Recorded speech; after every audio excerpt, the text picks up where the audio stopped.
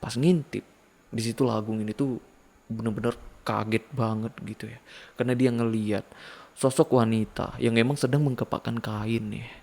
Yang mana wanita itu menghadap ke depan, maksudnya membelakangi Agung ini gitu ya. Dengan keadaan tubuhnya itu yang telanjang. Hai guys, thank you udah klik video ini. Oke, di treat horror kali ini aku nemu sebuah kisah atau sebuah cerita gitu ya, yang menurut aku ini ceritanya serem banget sih. Ini ceritanya aku dapat dari akunnya Agil R Saputra, yang mana ini menceritakan sebuah kisah yang dialami oleh seseorang gitu ya, narasumber dari akun treatnya, yang mana di situ narasumbernya itu ngalamin sebuah kejadian yang menurut aku ini bener-bener ngeri banget sih. Aku merinding nih pas bacanya. Nah, jadi kan aku merinding, kalian juga harus merinding. Oke lah, langsung aja aku ceritain kayak gimana ceritanya ya. Tapi kayak biasa, sebelum kita lanjut ke ceritanya, bagi kalian pecinta hal creepy yang belum join dengan kita di sini, para Rescreepers, kalian bisa join dulu pasti ya, dan subscribe channel ini dan aktifkan juga logo loncengnya gitu loh, biar kalian dapat notif pas aku upload video terbaru. Karena di sini kita bakal terus penuhin asupan creepy setiap minggunya, setiap minggu 2 kali gitu loh, seminggu 2 kali. Oke lah, siapkan cemilan dan minuman kalian juga, cari posisi senyaman mungkin, redupkan juga lampunya, kita mulai kisahnya.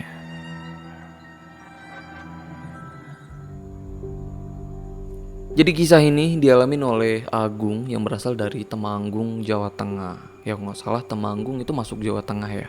Ya kalau aku salah kalian bisa koreksi aja. Nah, ini kejadiannya itu udah lumayan lama ya, yang terjadi itu pada tahun 2011 lalu. Jadi awalnya sebelum Agung ini tinggal di Temanggung, dia ini tinggal di Bantul, yang mana saat itu dia pun itu masih kuliah juga gitu ya di Jogja. Nah, lalu pada tahun 2009 Agung dan ibunya itu terpaksa pindah gitu ya ke Temanggung, itu karena kakeknya Agung ini itu udah sakit-sakitan, yang mana itu kakek dari ibunya Agung ini gitu loh. Karena kakeknya ini emang udah cukup tua gitu ya, sakit karena tua. Nah, nama kakeknya juga itu nggak disamarkan loh, yang mana di tweetnya juga itu disebut nama kakeknya ya, itu almarhum Slamet Purbo Rengginas. Ya aku nggak tahu ya ini nama samaran apa enggak, tapi yang pasti di tweetnya itu nggak disebut nama samaran ya, berarti itu nama asli kan. Ya mungkin dari pihak Agungnya emang nggak keberatan kali ya untuk mempublish semuanya ya, termasuk namanya dan nama daerah ini semuanya benar-benar disebut loh, nggak ada yang disamarkan sama sekali. Tapi foto atau gambar yang aku tunjukkan di video itu nggak asli ya, itu cuman ilustrasi aja yang tujuannya cuman untuk ya memudahkan kalian gitu loh, untuk ngebayangin kayak gimana sih gambaran dari vibe-nya cerita ini. Ya kayak gitu aja lah. Oke lah, kita lanjut. Nah, jadi karena kakeknya Agung ini tuh udah mulai sakit-sakitan ya, karena kakeknya pun itu emang udah tua banget, yang saat itu udah berusia sekitar 100 tahunan lah. Ditambah saat itu neneknya Agung ini itu udah lama meninggal, yang meninggalnya itu sekitar 10 tahun yang lalu. Nah, makanya nih Agung dan ibunya itu mau nggak mau itu harus pindah ke Temanggung ya untuk ngerawat kakeknya gitu loh. Nah, sebenarnya ibunya Agung ini ya itu punya 2 kakak, tapi saat itu kedua kakak dari ibunya Agung ini tuh merantau ke luar Pulau Jawa. Makanya nih mereka inilah satu-satunya orang yang emang harus ngerawat kakeknya yang saat itu udah mulai sakit-sakitan. Lalu singkat cerita, 2 tahun kemudian setelah Agung ini tinggal di Temanggung, ya akhirnya kakeknya pun itu meninggal dunia gitu ya pada tahun 2011. Tapi sebelum kakeknya meninggal, kakeknya ini ternyata sempat gitu loh menitipkan sebuah pesan melalui Pak Trimo. Nah, jadi Pak Trimo ini itu orang yang dari dulu banget yang selalu ngebantuin kakeknya Agung ini berkebun, dan juga selalu ngebantuin kakeknya untuk ngerawat kain jarik. Nah, jadi kakeknya Agung ini itu seorang kolektor kain jarik ya. Tapi kain jarik yang dipunya dengan kakeknya itu bukan kain jarik biasa. Karena kain jariknya itu punya nilai sejarah gitu loh, yang pasti ya cukup bernilai gitu ya. Nah, lalu setelah 40 hari meninggal kakeknya gitu ya, Pak Trimo ini tuh nemuin Agung, yang mana di situ Pak Trimo ini nyampein pesan dari kakeknya saat kakeknya ini belum meninggal gitu loh. Yang intinya ya, Pak Trimo bilang kalau semua koleksi kain jari kakeknya itu dikasih ke Agung, yang mana itu mandat gitu ya dari kakeknya Agung ini. Dan Agung ini juga itu emang harus merawat semua jariknya itu dengan hati-hati. Karena di sini Pak Trimo bilang gitu ya, kalau kain jariknya itu bukan kain jarik biasa. Nah, pas itu ya, karena Agung ini nggak ngerti soal kain jarik dan juga nggak tertarik gitu ya dengan kain jarik. Dia ini tuh nggak ngerti gimana cara ngerawatnya, dan sebenarnya ya Agung ini tuh pengen banget nolak tapi ya nggak enak gitu loh. Nah tapi di situ ya udahlah, dia nanya lagi kan dengan Pak Trimo, emang itu cara ngerawatnya kayak gimana Pak? Dan di situ juga Pak Trimo ini ngejelasin sekilas gitu ya gimana cara ngerawatnya. Dan di situ juga Pak Trimo ini bilang dengan Agung, nanti kain jarik itu jangan dijual gitu loh. Boleh dijual kalau emang alasan mendesak, tapi jangan pernah ngejual kain jarik itu dengan alasan untuk keuntungan, apalagi kalau alasan bisnis ya itu jangan dijual. Ya kayak gitulah Pak Trimo ini ngejelasin ke Agung gitu ya soal kain jariknya.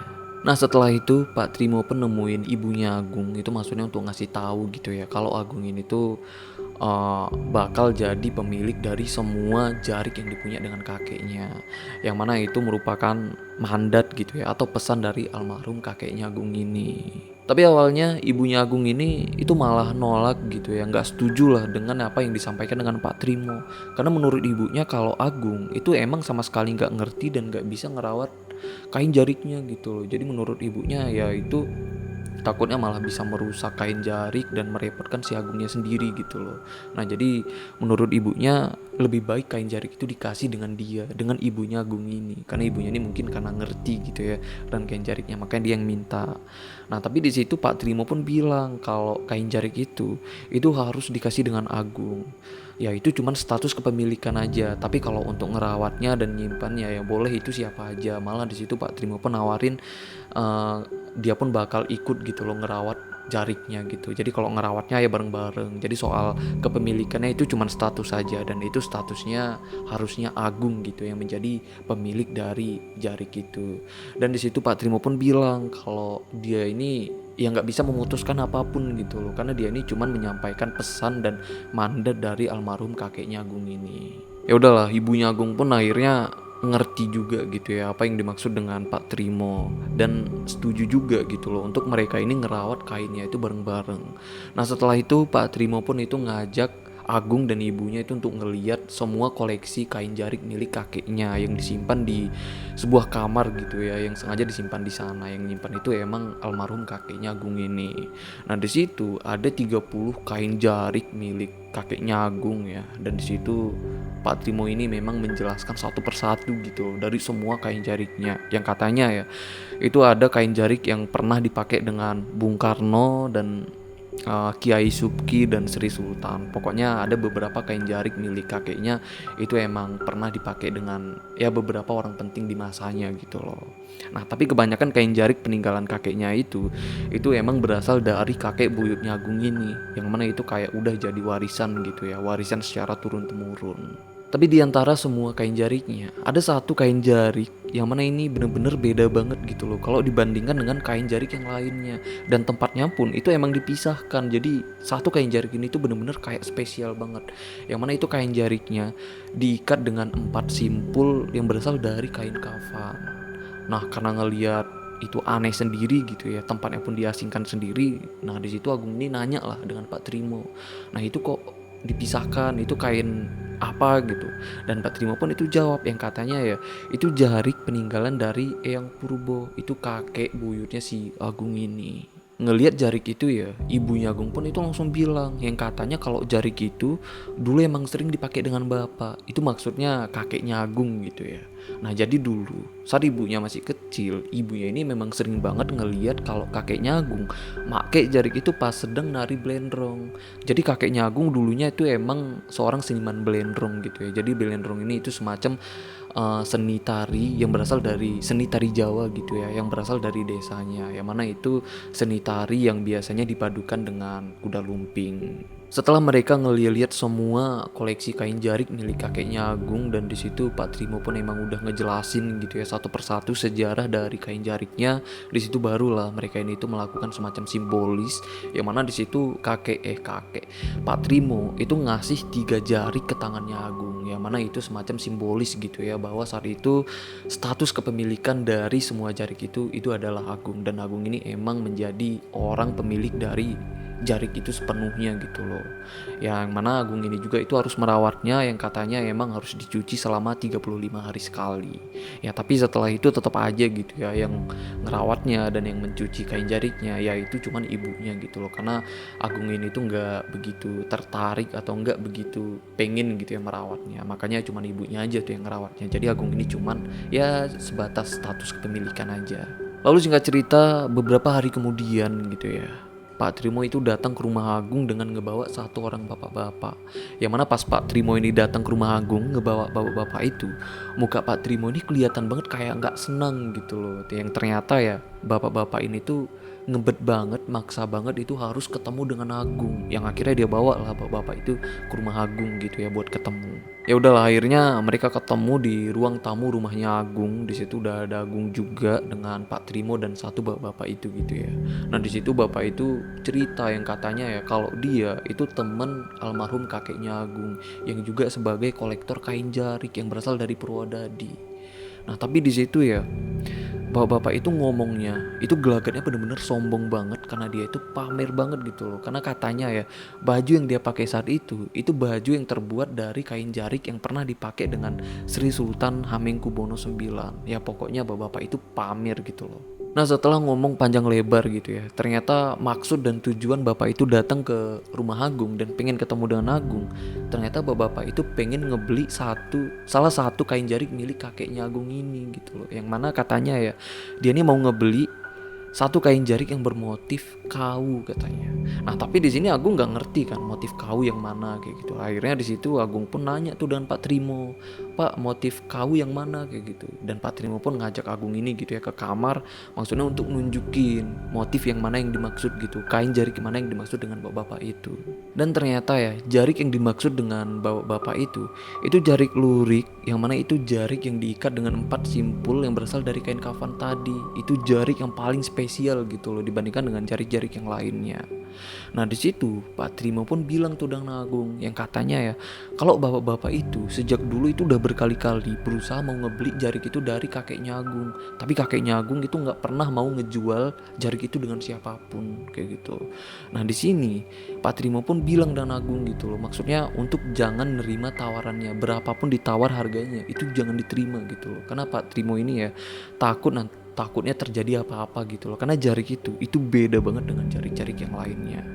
Ya udahlah di situ Agung pun mengiyakan dan mereka pun keluar kamar gitu ya ngebawa jarik itu, maksudnya untuk nunjukin dengan bapak-bapak itu gitu loh. Pas jariknya udah dipegang gitu ya dengan orang itu, ternyata bener itu jarik yang dia maksud. Dan di situ ya orang itu pun pengen banget mau ngebeli jarik itu, bahkan katanya ya dia mau ngebeli jarik itu dengan harga tinggi. Di situ ya bapak-bapak itu tuh ngomongnya tuh emang bener-bener sombong banget gitu loh, yang katanya juga dia bakal ngasih harga tinggi, harga tertinggi yang pernah dia tawar dulu gitu loh dengan kakeknya Agung ini. Nah karena ngerasa bapak-bapak itu bener-bener sombong banget gitu ya, di situ Agung pun langsung bilang itu kayak gertak gitu ya, emang berani bayar berapa pak gitu. Dan bapak itu pun langsung bilang 150 juta cash. Dan bapak itu pun langsung nunjukin uangnya yang ternyata udah dia siapin di dalam tas. Ngelihat uang sebanyak itu ya Agung ini tuh jadi bimbang, karena di situ katanya ya dia pun manusia gitu loh, mungkin sebelum dia ngelihat uang itu ya dia ringan banget gitu loh untuk bilang tidak. Tapi karena uang yang udah di hadapannya gitu ya, apalagi itu uang yang banyak untuk sebuah jari. Nah, jadi di situ Agung pun benar-benar bimbang sampai nggak bisa memutuskan itu jarik dijual apa enggak. Di situ ya Agung pun bilang dan bapak-bapak itu katanya kalau dia mikir-mikir dulu gitu loh. Nah disinilah kesalahan Agung gitu ya, karena dia ini nggak langsung nolak tawaran bapak-bapak itu. Karena Agung masih belum bisa memutuskan gitu ya, karena dia ini masih mikir-mikir dulu. Ya udahlah akhirnya bapak-bapak itu pun pamit pulang. Jadi sebelum bapak-bapak itu pamit pulang, dia sempat ngasih nomor HP-nya ke Agung. Itu maksudnya kalau nanti kain jariknya jadi dijual ya hubungin aja gitu loh. Setelah bapak-bapak itu pulang gitu ya, jadi di situ mereka pun ceritain lah soal bapak itu. Yang mana kata Pak Trimo, kakeknya Agung juga itu emang nggak pernah suka dengan bapak-bapak itu ya, karena sikapnya yang emang sombong banget gitu. Ya udahlah setelah itu Pak Trimo pun itu pamit pulang. Nah jadi setelah Pak Trimo pulang di situ ya Agung itu ngopi sendiri di ruang tamunya itu sambil mikirin soal tawaran bapak-bapak itu tadi. Nah tapi dia di sini tetap nepis gitu ya pikirannya buat terima tawaran itu, karena dia ingat juga gitu ya dengan perkataan Pak Trimo atau nasihatnya Pak Trimo yang bilang kalau bisa jangan terima tawarannya berapapun kayak gitu, karena itu emang nggak bagus kan dijual. Apalagi Pak Trimo juga emang pernah bilang jangan ngejual itu kalau emang dalam keadaan yang nggak mendesak. Nah tapi di sini ya karena Agung ini nggak ngerti soal kain jarik gitu ya, mungkin ada sesuatu di balik kain jarik itu dia nggak ngerti. Agung ini tuh malah bingung gitu loh, kenapa sih bapak itu kok mau ya ngebeli kain jarik yang cuman kain jarik dengan harga 150 juta gitu. Pokoknya dia mikirnya tuh bener-bener heran gitu ya, mungkin kayak kita juga kalau ngedenger itu bener-bener heran gitu ya, kain jarik loh ditawar 150 juta gitu. Setelah itu sekitaran jam 10 malam Agung ini pun tidur gitu ya. Ya udahlah dia tidur, tengah malamnya kebangun tuh karena pengen kencing ke kamar mandi. Nah dia bangun kan, itu mau ke belakang tuh ke kamar mandi. Pas nyampe di belakang, dia ini denger itu kayak suara kepakan kain. Nah kalian tahu kan kalau misalnya orang mau ngejemur, itu kain basah kan dikepakan dulu tuh. Nah suaranya kayak gitu. Nah Agung ini dengar suara itu tuh awalnya tuh nggak heran, nggak kaget gitu ya, karena ibunya Agung ini kadang-kadang emang suka tuh nyuci malam-malam, makanya di awalnya dia mikirnya mungkin itu ibunya gitu kan. Nah tapi pas dia lewat di depan kamar ibunya, dia tuh ngeliat dari pintu kamar ibunya ya, ternyata ibunya ini sedang tidur di kamar. Nah di situ Agung ini pun langsung mikir kan, lah itu suara apa? Sedangkan saat itu ya suaranya itu masih kedengeran tuh, karena emang suasananya malam itu emang sepi banget, jadi emang kedengeran banget lah suaranya. Nah di situ Agung ini pun mikir itu apa kayak gitu kan. Tapi awalnya dia mikirnya ya jangan-jangan itu maling atau apa kan. Maka Agung ini tuh langsung ngambil linggis, itu jalan gendap-gendap untuk ngintip tuh dari jendela belakang rumahnya, karena suaranya itu berasal dari pekarangan belakang rumahnya gitu ya. Nah jadi dia ngintip tuh dari jendela. Pas ngintip, disitulah Agung ini tuh bener-bener kaget banget gitu ya, karena dia ngeliat sosok wanita yang emang sedang mengkepakkan kain ya, yang mana wanita itu menghadap ke depan, maksudnya membelakangi Agung ini gitu ya, dengan keadaan tubuhnya itu yang telanjang dan rambutnya pun itu panjang gitu. Nah Agung ngeliat itu tuh bener-bener kaget banget gitu loh, karena saking kagetnya ya, saking takutnya Agung itu bener-bener kayak nggak bisa menggerakkan tubuhnya gitu loh, kayak udah terpaku gitu loh ngelihat wanita itu. Maksudnya itu siapa kan? Lalu sosok itu ya secara perlahan itu kayak menyerongkan tubuhnya menghadap ke Agung. Dan di situ ya Agung pun ngeliat sosok itu tuh sedang megang jarik, yang mana itu jarik lurik, dan sosok itu pun itu nutupin tubuhnya dengan jarik lurik yang dia pegang gitu loh. Dan di situ ya Agung pun itu ngeliatnya itu memang bener-bener jelas banget, tapi di situ Agung ini nggak ngeliat mukanya gitu ya, karena emang gelap banget. Tapi Agung ini tuh bener-bener nggak bisa mindahin pandangannya gitu loh, yang sebenarnya Agung ini nggak pengen ngeliat itu ya, tapi bener-bener nggak bisa, bener-bener kayak udah terpaku gitu loh dengan pandangan dari sosok itu. Dan tiba-tiba sosok itu pun ngomong, yang mana katanya ya kalau Agung ini tuh udah menyakiti hati dari sosok itu, tapi ngomongnya itu dengan bahasa Jawa gitu ya, tapi di sini aku ceritanya ke kalian ya bahasa Indonesia. Nah setelah itu ya tiba-tiba Agung ini ngerasa semua itu gelap, dan ya ternyata Agung ini udah pingsan. Besok paginya ya Agung ini sadar, yang mana pas dia sadar di sampingnya itu udah ada ibunya dan Pak Trimo. Nah yang ternyata ya mereka itu ngejelasin katanya kalau Agung ini tuh semalam pingsan gitu loh. Nah di situ ya begitu Agung sadar juga, dia tuh emang langsung ceritain soal apa yang dia lihat semalam, yang katanya ya itu bener-bener aneh banget, bahkan rasanya itu kayak mimpi gitu loh, karena Agung ini sebelumnya emang belum pernah ngelihat sosok yang begituan. Pak Trimo pas denger cerita dari Agung ini ya, dia tuh cuman diem aja, tapi kelihatan kalau Pak Trimo tuh bener-bener kayak paham banget gitu loh dengan apa yang diceritakan dengan Agung ini. Tapi di situ Pak Trimo nih cuman diem aja, nggak ngerespon, bahkan nggak ngasih saran juga kayak gitu. Nah tapi ya setelah kejadian itu Agung ini tuh perlahan itu badannya itu udah mulai meriang, demam. Nah jadi karena demam ya, jadi di hari itu selama seharian ya udah Agung ini cuman tiduran aja gitu loh, karena badannya itu udah lemes banget karena kejadian yang semalam. Tapi pas tidur ya Agung ini mimpi, yang mana di mimpinya ya dia ini ketemu dengan seorang wanita yang pakai kemben, tapi kembennya itu berasal dari jari lurik tuh yang dia lihat, yang mana wanita itu duduk di sebuah saung yang posisinya itu membelakangi Agung gitu loh, sambil melantunkan Kidung Lir Ilir. Nah jadi itu semacam lagu atau lantunan musik Jawa kuno gitu ya, atau mungkin kayak nyinden kali ya, ya mungkin gitu loh. Nah jadi Agung ini dengar wanita itu terus gitu loh melantunkan kidungnya. Di sini entah kenapa ya Agung ini sama sekali nggak ngerasain takut, malah Agung ini tuh jalan mendekat ke arah wanita itu. Pas dia jalan gitu ya ke arah wanita itu, tiba-tiba Agung ini tuh ngerasa kayak ada orang yang nepuk pundaknya. Dan di situ ya Agung ini pun itu tiba-tiba terbangun tuh dari tidurnya. Pas dia bangun itu keadaannya itu memang udah basah gitu ya badannya karena keringat, dan kamarnya juga itu keadaannya udah gelap karena pas dia tidur itu lampu kamarnya emang dimatikan. Tapi setelah Agung ini bangun ya, ternyata suara kidung dari wanita itu tadi itu masih kedengeran, yang mana suaranya itu kedengeran yang masih di dalam kamarnya Agung ini, yang berasal dari sudut kamarnya. Nah denger itu ya Agung pun itu langsung panik, takut, itu dia nyampe nyubit dirinya sendiri karena dia berharap ya semoga itu masih mimpi gitu loh. Nah tapi ternyata itu bukan mimpi, itu benar-benar nyata gitu loh. Nah di situ ya karena Agung ini udah panik takut, akhirnya dia ini langsung hidupin tuh lampu kamarnya. Pas lampu kamar udah hidup, udah terang gitu ya, tiba-tiba suara kidungnya itu berhenti. Dan disinilah dia ini ngelihat lagi sosok wanita itu, sosok wanita yang ada di mimpinya itu, yang mana itu sosok wanita juga yang dia lihat pas kemarin malam di belakang rumahnya. Nah ngelihat itu ya Agung itu benar-benar udah shock banget gitu ya, takut banget, dia tuh langsung refleks itu lompat ke tempat tidur. Pas di situ juga tubuh sosok wanita itu ya itu tiba-tiba membesar, makin membesar, yang akhirnya tubuhnya itu sampai nembus langit-langit kamar rumahnya.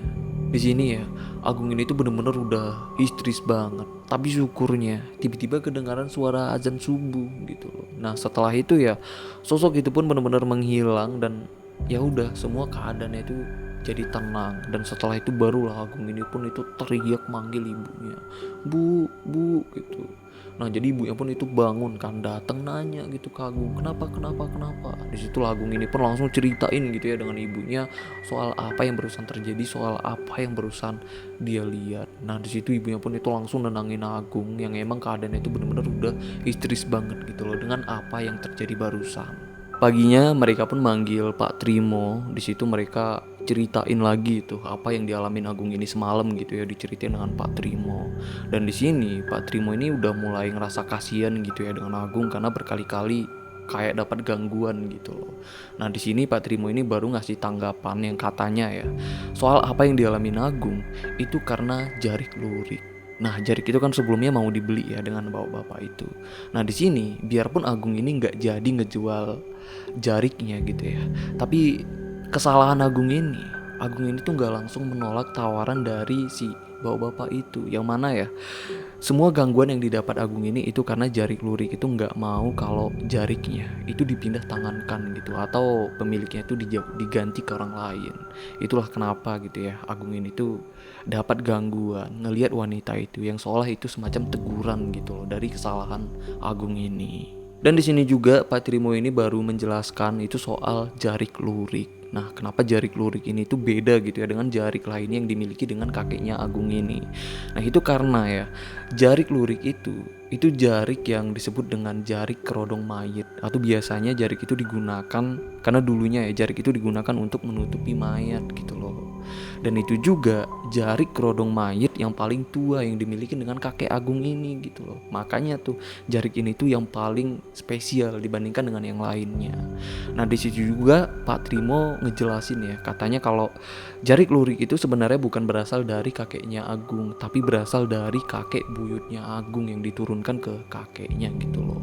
Dan kata Pak Trimo juga kalau jarik lurik ini dulunya itu sempat jadi kain untuk menutupi mayat seorang wanita penari ronggeng di daerahnya yang bernama Nyai Cuiri. Jadi naasnya Nyai ini meninggal di tangan Kecu. Jadi Kecu ini begal di zaman kolonial dulu gitu ya. Dan Nyai Cuiri ini juga dulunya dia ini seorang gundik atau istri simpanan pejabat gitu ya, yang mana Nyai ini tuh akhirnya meninggal itu dirampok di rumahnya. Itu kejadiannya saat Nyai itu sedang jemur baju gitu loh, tiba-tiba dirampok dan disitulah kejadiannya dan disitulah Nyai meninggal.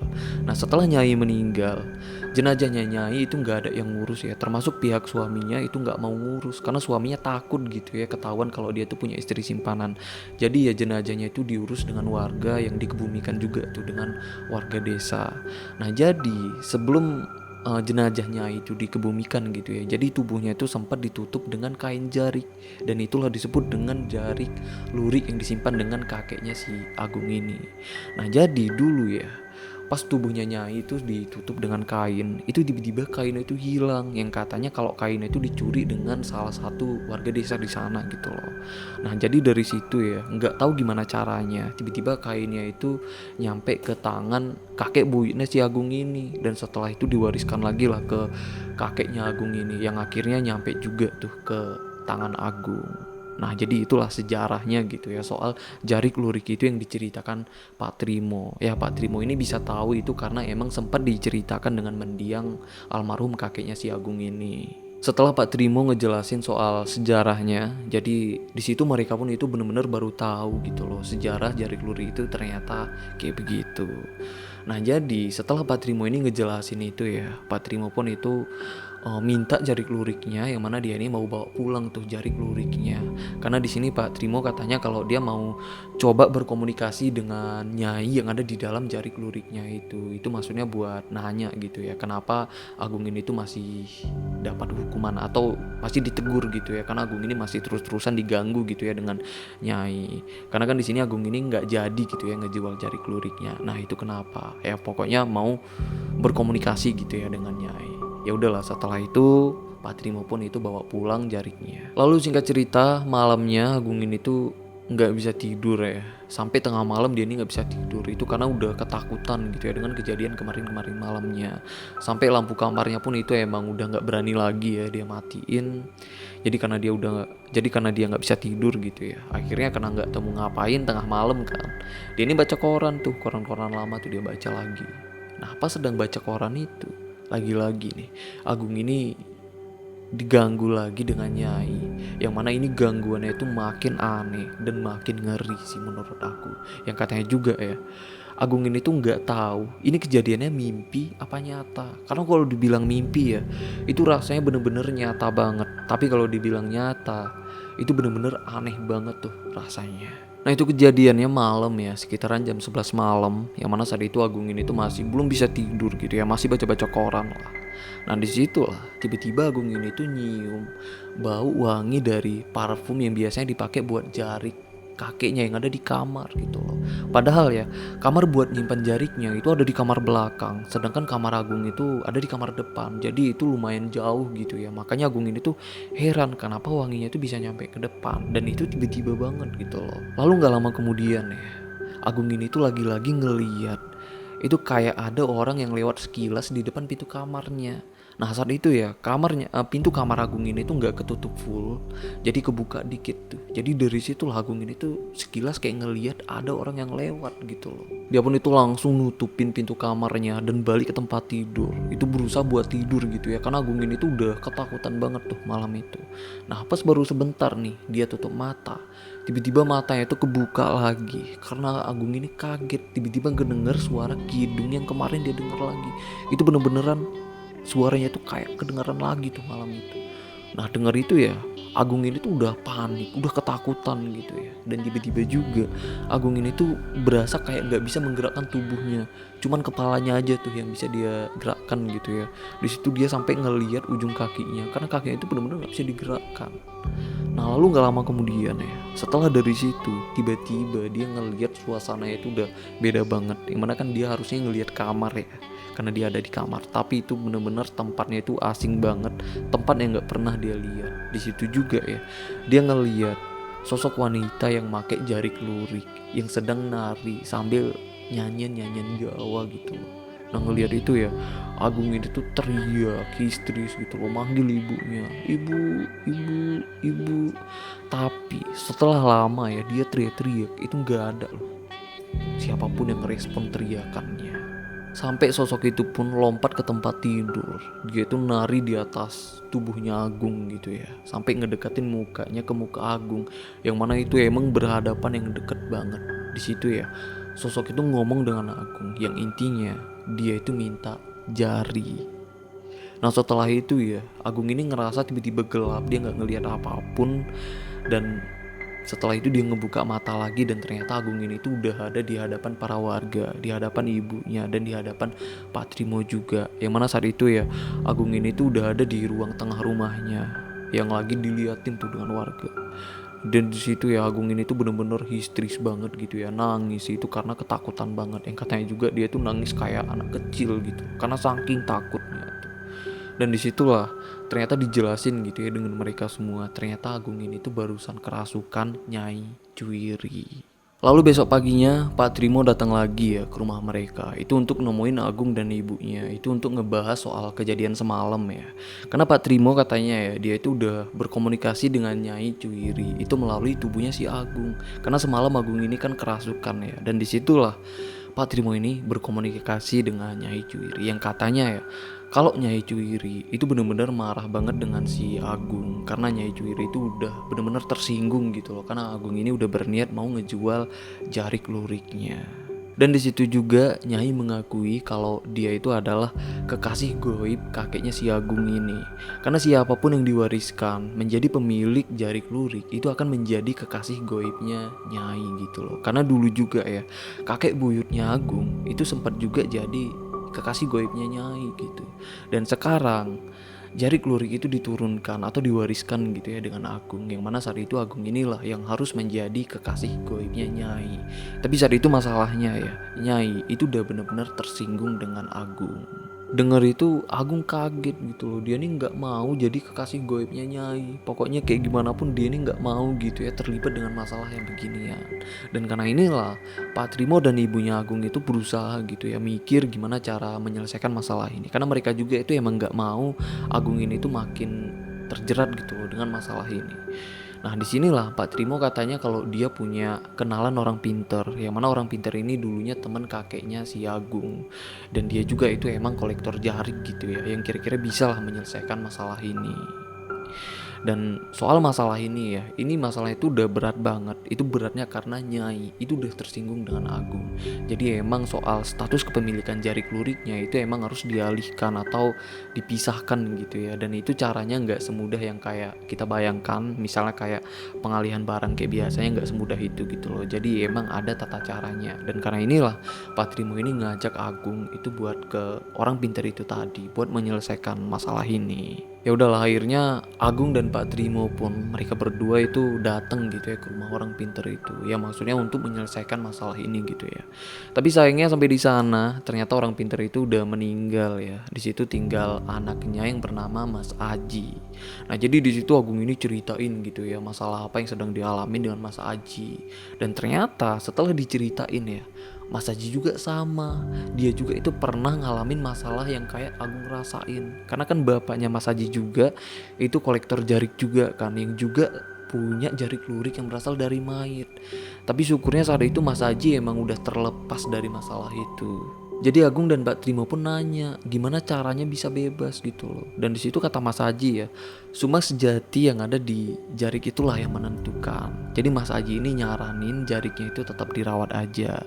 Jadi kalau masih bisa berunding gitu ya dengan sukma yang ada di jarik itu, ya lebih baik berunding. Jadi ini maksudnya untuk melepaskan statusnya itu minta baik-baik dengan sukma yang ada di jarik itu, yaitu si Nyai Cuiri. Tapi masalahnya ya, Mas Haji itu nggak tahu kalau Nyai Cuiri itu udah tersinggung dan Agung, dan itulah yang ngebuat masalahnya ini jadi berat gitu loh, karena emang udah nggak bisa berunding. Nah jadi karena nggak bisa berunding ya, kata Mas Haji, berarti itu harus dilakukan secara ritual, yang mana itu dilakukan dengan secara paksa gitu ya. Tapi biasanya kalau dilakukan dengan cara ritual itu biasanya syaratnya itu agak berat dan sulit gitu loh syaratnya. Tapi Pak Trimo pun di situ langsung menyatakan siap gitu ya dengan syarat ritualnya. Yang mana Pak Trimo ini akan nge-backup syaratnya gitu loh.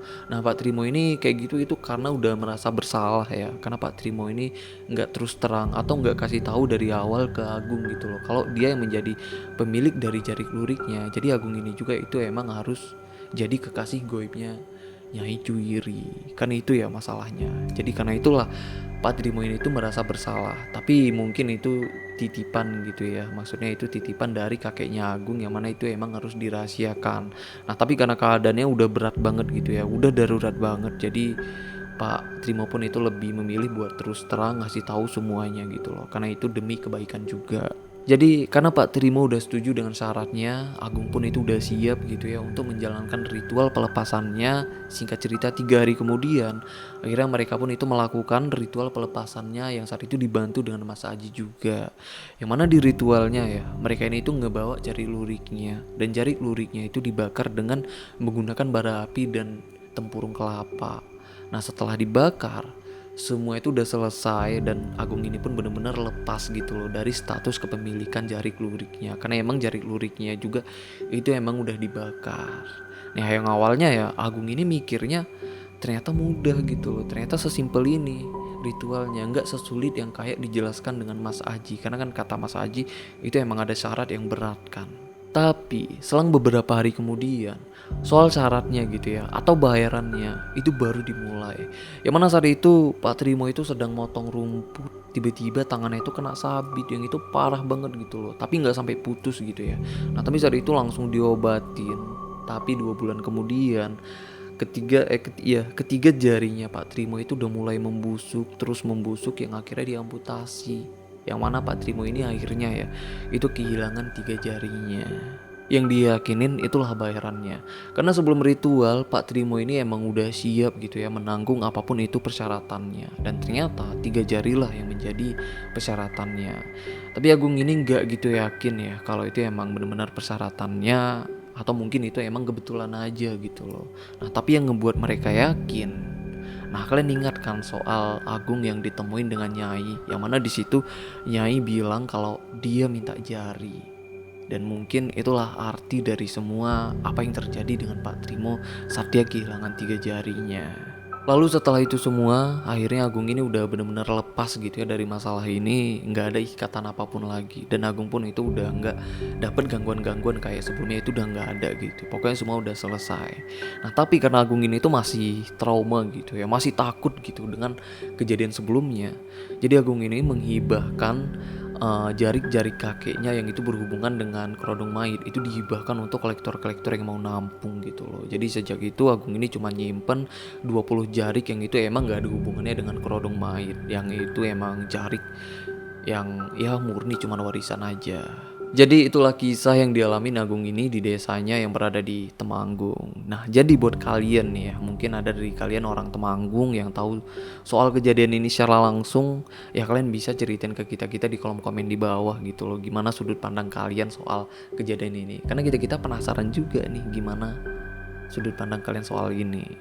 Nah tapi mungkin kalian punya cerita yang kompleks gitu ya, kalian punya cerita soal ini yang detail, atau cerita tentang apapun yang penting horor, kalian bisa kirim aja ke email Rizkreepers. Ntar kalau emang cerita kalian serem, kalau emang aku merinding gitu ya dengar baca cerita kalian, aku bakal ceritain di segmen cerita Rizkreepers. Oke lah sampai sini aja, semoga cerita ini bisa menjadi asupan creepy kita semua dan pastinya bisa ada pelajaran gitu ya yang bisa dipetik dari kisah ini. Ya semoga. Oke lah sampai sini aja, thank you banget untuk kalian yang udah nonton sampai menit ini, thank you banget. Aku Rizky Wadiono, bye bye.